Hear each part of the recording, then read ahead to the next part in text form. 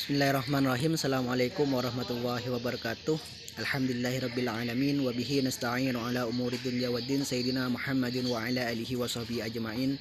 Yang terhormat dosen pengampu Makul Magang Ibu Neli Mujahidah SAG STMSI, dan yang kami hormati seluruh teman-teman yang ikut berpartisipasi dalam Makul Magang.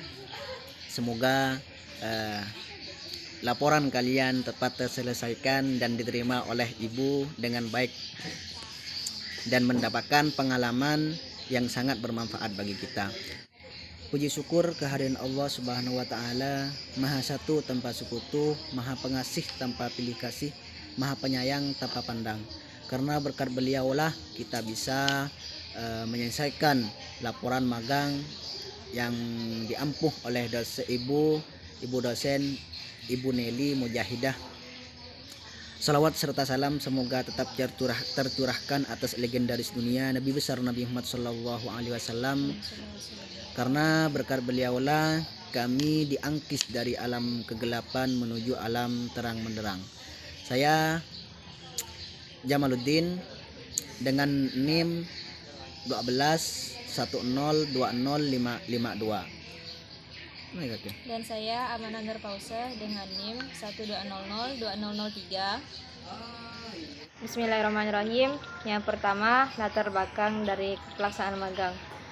Latar belakang magang kependidikan merupakan kegiatan akademik yang tercantum dalam kurikulum semua program studi jenjang S1 yang ada di lingkungan FTIK IAIN, berupa kegiatan belajar sambil melakukan learning by doing dalam rangka pembentukan pengetahuan, keterampilan, dan sikap.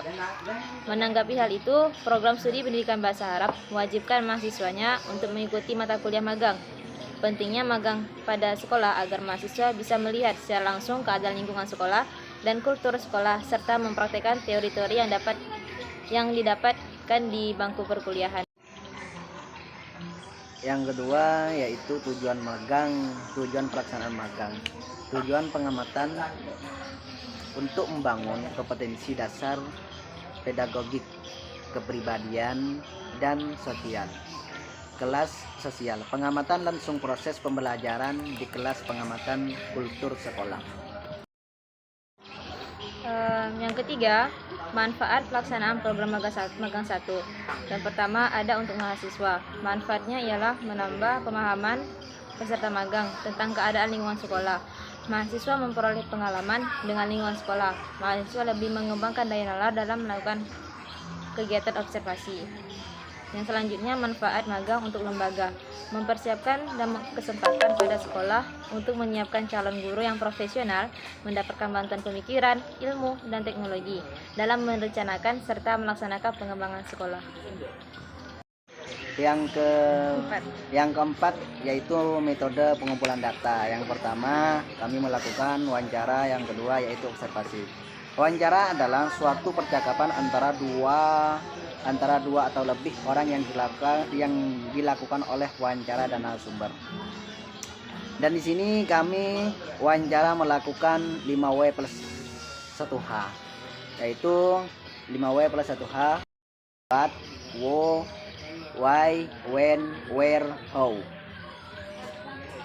Salah satu narasumber di sekolah tersebut adalah berbagai macam guru, dari guru agama, guru matematika, dan guru bahasa Arab pun ada di sana, dan bahkan kepala sekolah pun ada di sana untuk mensukseskan wawancara kami. Yang kedua yaitu kami melakukan observasi. Di sini kami mengobservasi di lingkungan sekolah. Yang kedua yaitu tata cara guru mengajar kepada murid di sana, apakah melakukan metode apa gitu. Jadi kami sudah mengobservasi dan sudah jelas di laporan magang kami. Yang selanjutnya, yang kelima, yakni karakteristik Madrasah Ibtidaiyah Miftahul Ulum. Madrasah tersebut memiliki visi yang pertama, terciptanya peserta didik yang berakhlakul karimah, berilmu dan beramal soleh, berwawasan global, yang dilandasi nilai-nilai budaya yang luhur sesuai dengan ajaran agama Islam.